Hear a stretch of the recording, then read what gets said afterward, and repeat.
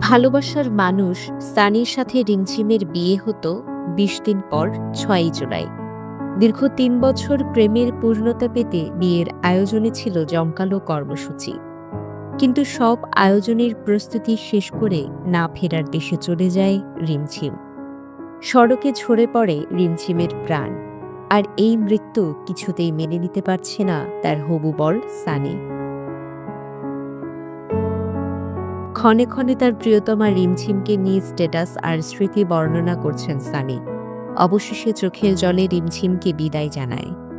মৃত্যুর সাদা কাপড়ের পরিবর্তে বিয়ের লাল বেনারসি শাড়ি জড়িয়ে দেয় রিমঝিমের গায়ে।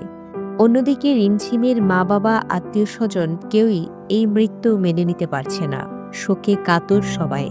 সর্বশেষ ১৭ জুন তার শেষ যাত্রায় শরিক হয়ে রিমঝিমের আত্মার শান্তি কামনা করেন। সবার প্রিয় রিমঝিমকে মাটির ঘরে শুয়ে দিয়ে চোখের জলে বিদায় জানিয়ে ফিরেন সবাই। উল্লেখ্য, ১৬ জুন সকালে কক্সবাজারের রামুতে যাত্রীবাহী বাসের সঙ্গে কাভার্ড ভ্যানের মুখোমুখি সংঘর্ষ হয়। এতে ঘটনাস্থলে রিমঝিম সহ প্রাণ হারান ৩ জন। মৈত্রী দে, CCN।